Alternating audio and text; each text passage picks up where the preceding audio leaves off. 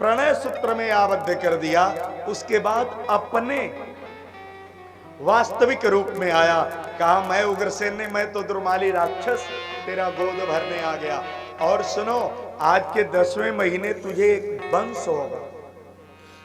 पवन रेखा घर आई, सखियों से तो कुछ नहीं बताई, लेकिन अपने पति से सारा बात बता दिया। जब विवाह कराया जाता है ना, तो पंडित जी लोग पति को पत्नी से कहलवाते हैं, तब चित्तम मम चित्तम वा वाचा वाचम न लोपे। पत्नी को कोई भी बात अपने पति से छुपानी नहीं चाहिए। अब इसके बाद वाला आधा बात रख ले रहा हूं कि पति को पत्नी से कोई भी राज की बात परिणाम मिलने से पहले बताना। भक्तवत्सल भगवान की फैल जाता है ना, तो परिणाम मिलने में संदेह हो जाता है। पवन रेखा ने कहा प्रतीक्षा करो, जो होगा देखेंगे। दोनों प्रतीक्षा किए। 10वें महीने पवन रेखा को एक वंश हुआ। पंडित जी लोगों ने कहा इसमें तो करुणा का अंश ही नहीं है, ये वंश नहीं है, कंस है। आज भी माताएं नाराज होती हैं तो कहती हैं जा कंस से जामल बाड़ा। कंस जैसे जैसे बड़ा होने लगा, उत्पात करने लगा। जब 14 वर्ष का हुआ, उग्रसेन ने बैठाया, कहा बेटा, राजा और प्रजा का संबंध पिता और पुत्र का होना चाहिए। हाँ महाराज। कंस ने कहा पिताजी आप सठिया गए हैं, राजा और प्रजा का संबंध सिंह और अजा का होना चाहिए। बलपूर्वक अपने पिता को जेल में बंद कर दिया, अपने राजा बन गया। अब उग्रसेन के 2 भाई हैं, देवक और आहुक। आहुक की 4 बेटियों का विवाह वसुदेव जी से हुआ था। देवक की एक पुत्री देवकी है, वो कंस से छोटी है और कंस की मुंह बोली बहन है। कंस उससे बड़ा प्यार करता है। लेकिन यहां एक बात याद कर लेना, दुष्ट अगर प्यार भी करे तो सावधान रहिए, कब उसका प्यार नफरत में बदल जाएगा पता नहीं चलेगा।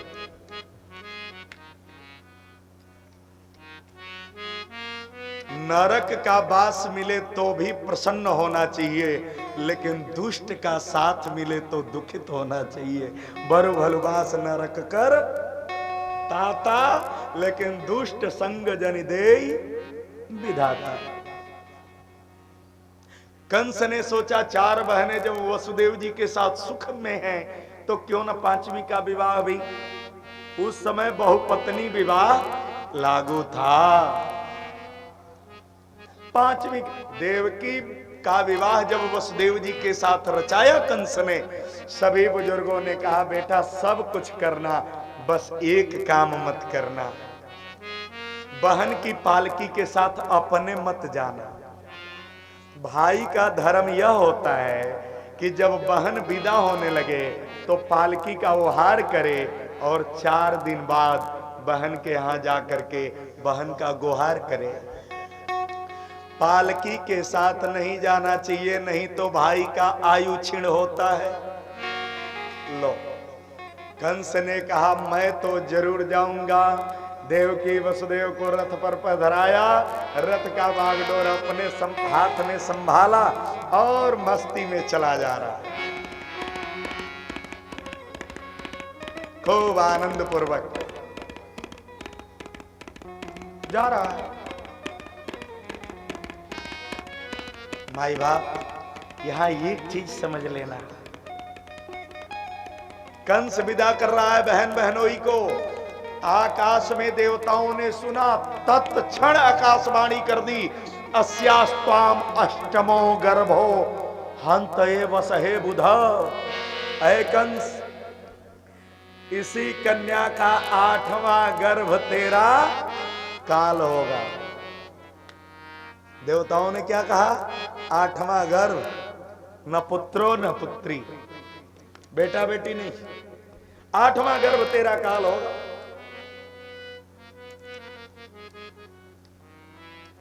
कंस के हाथों से रस्सी छूटी, म्यान से तलवार खींचा, देवकी का केस पकड़ लिया। कहा देवताओं आपकी आकाशवाणी आज ही गलत हो जाएगी, मैं देवकी का वध कर दूंगा, न रहेगी बांस न बजेगी बांसुरी।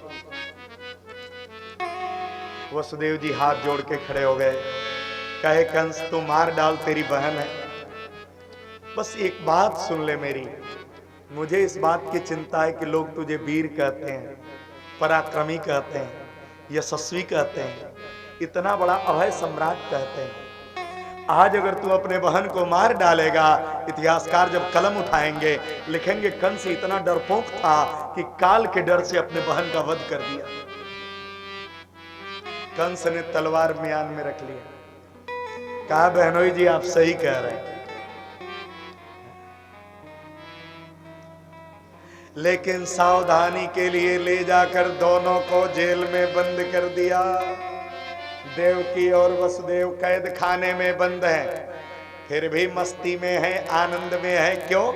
देवकी मैया ने कहा सरकार बड़ा बुरा हुआ कि आपका ब्याह मुझसे हुआ, अगर मुझसे ब्याह नहीं होता तो आपको जेल का मुंह नहीं देखना पड़ता। वसुदेव जी ने कहा बड़ा अच्छा हुआ कि तुझसे मेरा ब्याह हो गया। वो कैसे? कहा सोचो, जब से तुझसे ब्याह हुआ है तभी से जेल में आ गए हैं, कपड़े की चिंता नहीं करनी है, कंस भिजवा देगा, जलपान भोजन की चिंता नहीं करनी है, कंस भिजवा देगा, दवा की भी चिंता नहीं करनी है, कंस भिजवा देगा।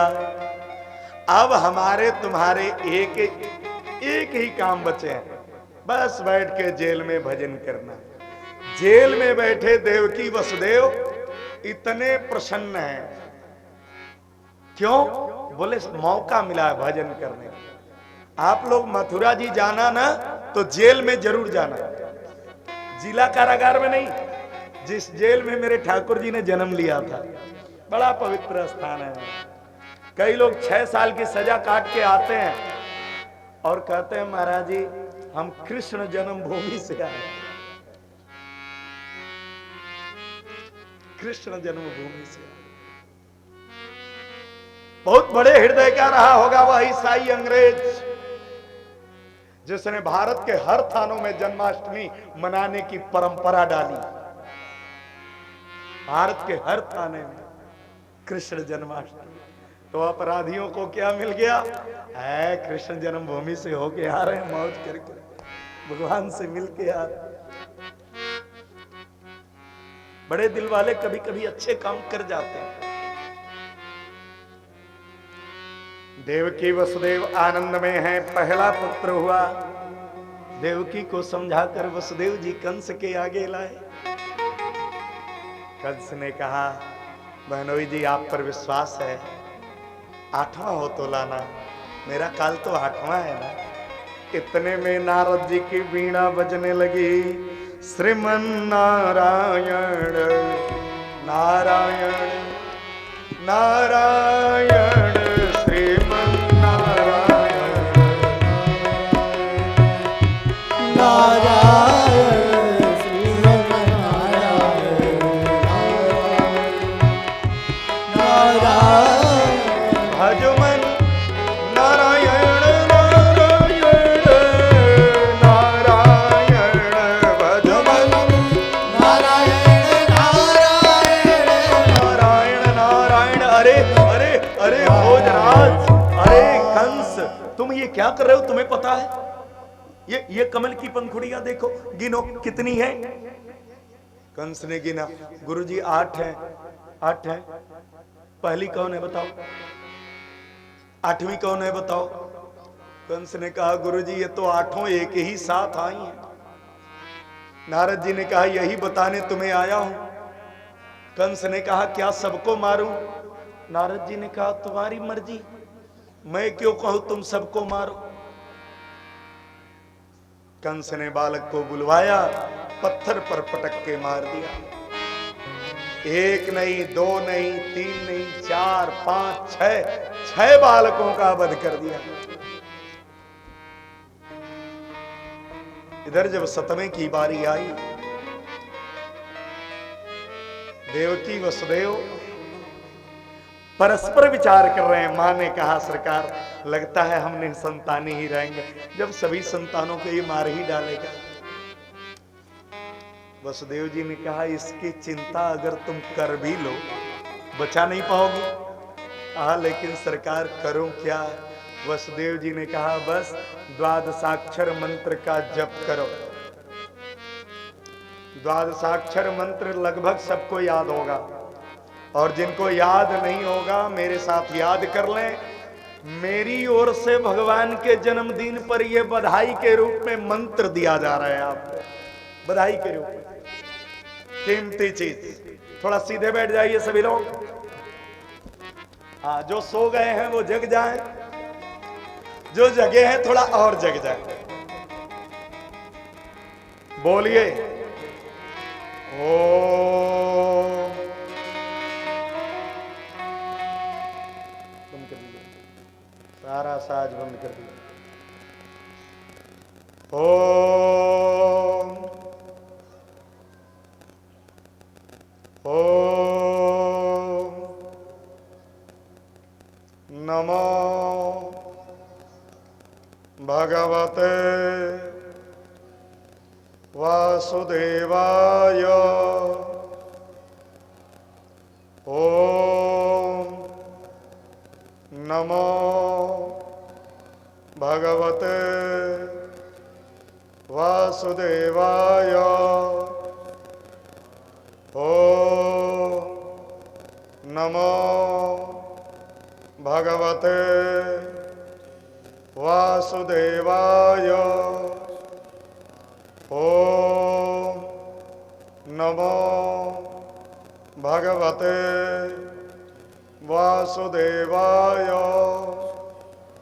ओम नमो भगवते वासुदेवाय।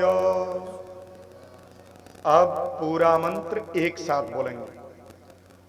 ओम नमो भगवते वासुदेवाय।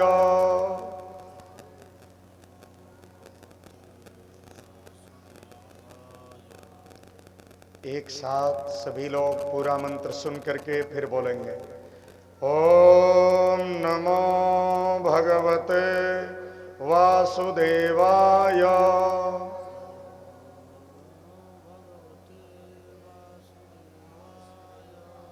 ओम नमो भगवते वासुदेवाय।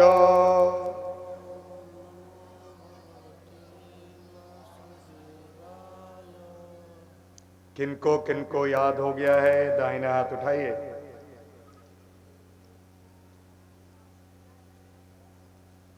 बहुत बहुत बहुत बहुत प्रणाम आप सभी को। पहली बार में ही 75%। अब इसके आगे जरूरत भी नहीं है, इसलिए कि बिहार में टॉप करना मन है। अच्छा, कुछ लोग तो वो भी हाथ नहीं उठाए हैं जिनको याद है। जानते हैं क्यों नहीं उठाए? उसमें आधे तो इसलिए नहीं उठाए हैं, हमरा तो पहले से याद रहा था काहे के उठाई, कोनो ही याद करो ना। उनको भी प्रणाम है। कुछ लोग इसलिए नहीं उठाए हैं, कहीं हाथ उठाई, हाथ उठाओते पंडित जी कहें याद हो गई, याद हो गई, हाँ तब दक्षिणा लिया हो। कुछ लोग तो इस डर से हाथ नहीं उठा।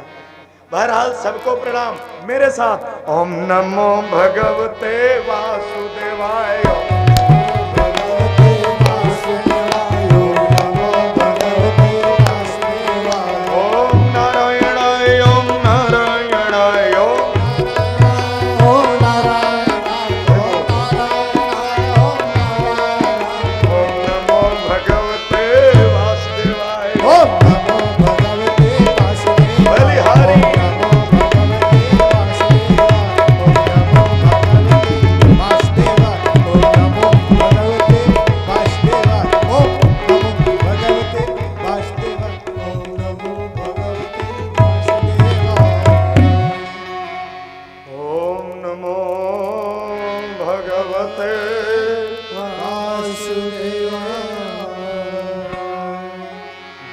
अक्षर का यह मंत्र सोने के पहले 12 बार और जगने के बाद 12 बार अगर आपने जप लिया तो मैं मानूंगा कि उपस्थित सभी श्रोताओं ने मुझे 87 करोड़ की दक्षिणा दिया है। बताइए कौन कौन तैयार है? हाथ उठाइए। सोने के पहले 12 बार जय हो। बहुत बहुत बहुत है। कहीं कहीं तो 5 लोग तैयार नहीं होते। जय हो। कुछ लोग कह रहे हैं हाथ उठाओ, कौन बाबा चेक कर रहे हैं और सोते के पहले पता कर रहे हैं जपला कि ना। ये सही है, मैं पता नहीं करूंगा और पता करने की मुझे जरूरत भी नहीं है, लेकिन जिसका नाम लेना है ना उसको भगवान को पता है, भगवान जानते हैं। माई बाप किसी भी बहाने जपिए, नाम रटिए, ये अच्छे अच्छे बहाने। 7वें की बारी आई, क्षीर सागर से शेषनाग भगवान चलने लगे। नारायण ने कहा भैया सावधान, इस बार शत्रु बड़ा चालाक है, जन्म लेते ही मार डालता है।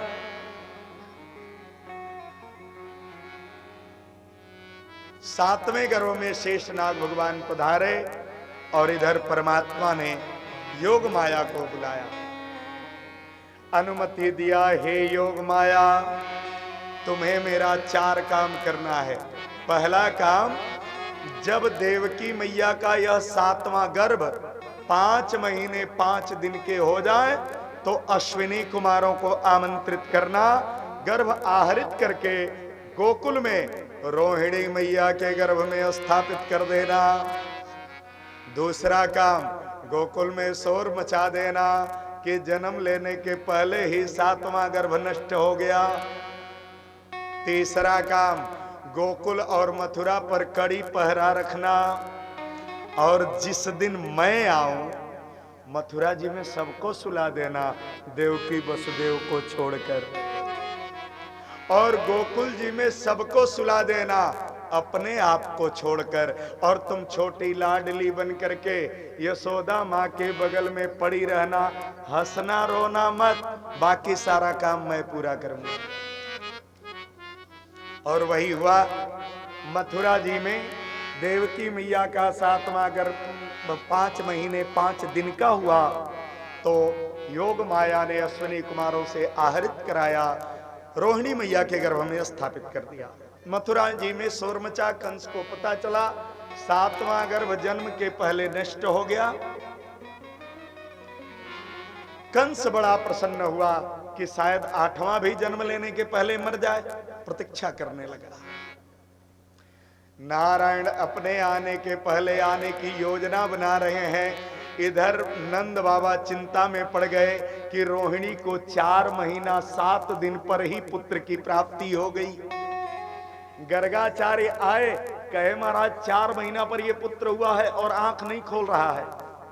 गर्गाचार्य ने कहा नंद, ये किसी का ध्यान कर रहा है, जब वो आएगा तो आंख खुलेगा, ध्यान पूरा होगा, और तभी इसका नामकरण और अन्य संस्कार करेंगे। आश्वासन दिया, गर्गाचार्य पधारे और 8वें गर्भ में परमात्मा स्वयं आने वाले हैं। इसलिए अपने आने के 10 वर्ष पूर्व महालक्ष्मी को बुलाए। बोले महालक्ष्मी, लक्ष्मी जी ने कहा सरकार आप हाथ जोड़ रहे हो? बोले हाँ, अभ्यास कर रहा हूं। इस बार आप मेरी आह्लादनी शक्ति होगी। बरसाने में बृखभानु नाम के गोप के घर कृत पुष्टा मैया के कोख से तुम्हारा जन्म होवे। भादो की अजोरी अष्टमी के दिन दोपहर में राधाष्टमी को प्रकट होना। महालक्ष्मी बरसाने में प्रकट हो गई। प्रेम से बोलिए राधा रानी की जय। कृष्ण से आराधिका साराधिका। राधा रानी की कथा भागवत में नहीं है, ब्रह्मवैवर्त पुराण में है और गर्ग संहिता में है। ब्रह्मवैवर्त पुराण के मैंने 3 अंश पढ़े हैं गुरुजी के पास। गर्ग संहिता और ब्रह्मवैवर्त पुराण आसानी से सुलभ नहीं है, पूरे भारत में 5वें स्थान पर है। भले सभी कथावाचक लोग उसको पढ़ लिए हैं। भगवान की कृपा रही होगी, कहीं स्वप्न में दर्शन हुआ, राधा रानी की करुणा। लक्ष्मी मैया को निर्देश दिया, महालक्ष्मी, लक्ष्मी और अलक्ष्मी, 3 लक्ष्मी है। लक्ष्मी मैया विदर्भ नगर में राजा भीष्मक के घर शुद्धिमती मैया के कोख से सबसे छोटी संतान, बड़े संतानों के रूप में रुक्मी, रुक्मक, रुक्मकेश और रुक्माली, और सबसे छोटी संतान रुक्मिणी मैया। प्रेम से बोलिए राजकुमारी रुक्मिणी की जय। परमात्मा 8वें गर्भ में पधारे और देवकी मैया के 8वें गर्भ में जब से ठाकुर जी आए, रोज मंगल और आनंद हो रहा है।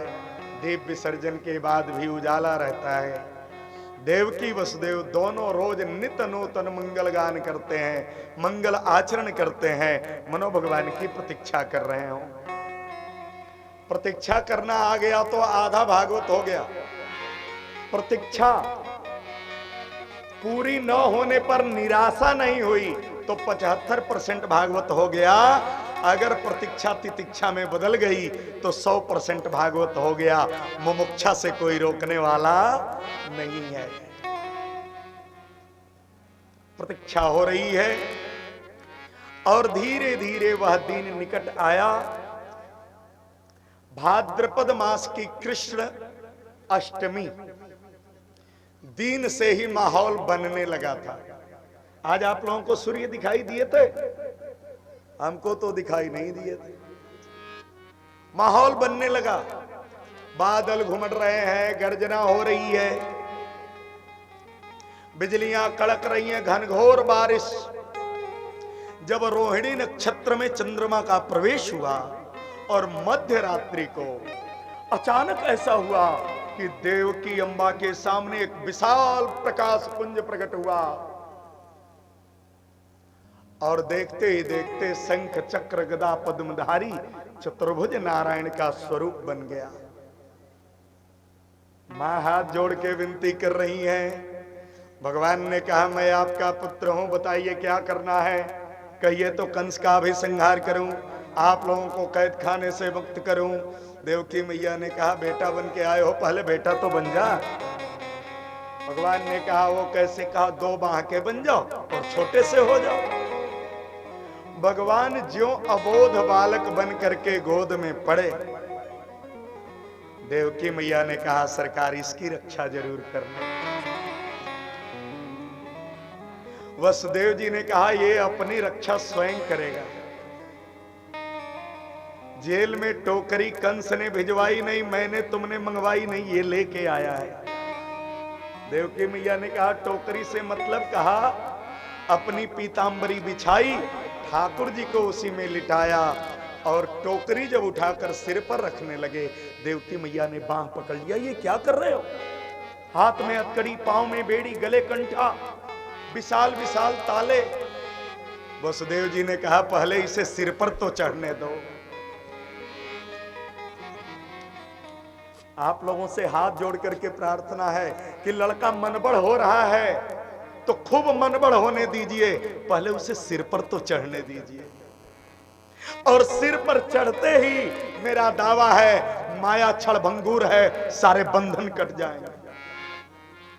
हम लोग घबराते बड़ा जल्दी है। वसुदेव जी ने कहा, इसे सिर पर चढ़ने तो दो।